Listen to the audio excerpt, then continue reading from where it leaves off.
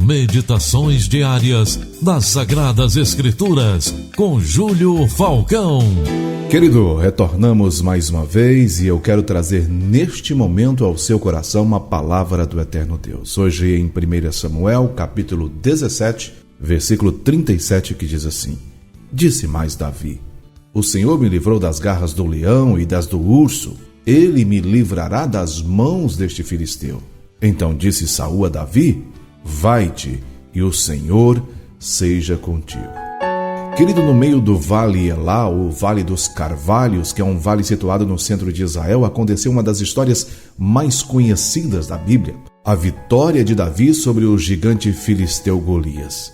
Os olhos de todo o exército do povo de Deus estavam direcionados para aquele inimigo que os desafiava. Todo o exército estava parado, com medo por causa de um único homem. Esse mesmo pânico, meu querido, que atingiu aqueles valentes soldados, também atinge constantemente muitos de nós. Será que eles pararam por causa das ameaças, do armamento, da armadura ou da estatura daquele inimigo? Você já parou para se perguntar sobre isso, meu querido? Pergunto-lhe mais. Por que às vezes você fica em pânico diante de algo que lhe ameaça, como por exemplo uma enfermidade, um problema familiar ou quem sabe até mesmo um problema financeiro? Sabe, querido, a resposta para essas indagações está na certeza declarada por Davi no início deste versículo que citei a você. Ele não se esquece das vezes que Deus trouxe livramento na vida dele. E assim ele disse: O Senhor me livrou das garras do leão e das do urso. Ele me livrará das mãos do filisteu. Sabe, querido, os olhos de Davi não estavam fixados naquele gigante ao ponto de fazer com que ele o enxergasse maior que Deus. Os olhos de Davi estavam voltados para o Senhor dos Exércitos. Deixa eu mostrar para você com uma ilustração um tanto que um ponto negro tira a atenção do ser humano. É um professor que nos dará esse exemplo. Certo professor entrou na sala de aula e disse aos alunos que se preparassem para uma prova relâmpago. Todos ficaram assustados. O professor, como de costume, entregou a prova virada para baixo.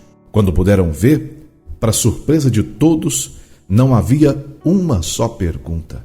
Havia apenas um ponto negro no meio da folha. O professor, analisando a expressão surpresa de todos, disse: Agora vocês vão escrever um texto sobre o que estão vendo. Os alunos confusos começaram uma difícil tarefa. Terminado o tempo, o professor recolheu as folhas. Colocou-se em frente à turma e começou a ler as redações em voz alta. Todas, sem exceção, definiram o ponto negro, tentando dar explicações por sua presença ali no centro da folha.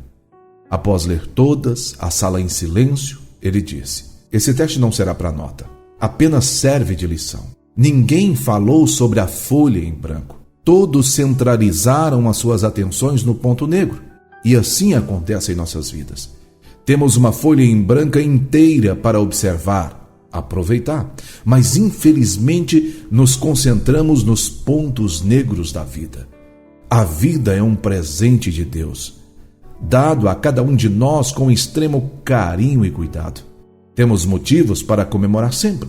A natureza que se renova, os amigos que se fazem presentes, o emprego que nos dá o sustento, os milagres que diariamente precisamos. No entanto, insistimos em olhar apenas para o ponto negro. O problema de saúde que nos preocupa, a falta de dinheiro, o relacionamento difícil com o familiar, a decepção com pessoas, os pontos negros são mínimos, comparado com tudo que recebemos diariamente de Deus. Mas esses pontos negros, eles é que povoam a nossa mente. Sabe, querido, o autor dessa história eu desconheço, mas essa é uma grande e sábia verdade. Muitas são as misericórdias do Senhor, mas infelizmente, às vezes e quase rotineiramente, o ser humano teima em enxergar somente os pontos negros da vida, ou seja, os problemas, e se esquecem de que Deus nos dá a cada manhã uma folha em branco para reeditarmos o que for preciso e escrever uma nova história. Então, meu querido, faça como Davi.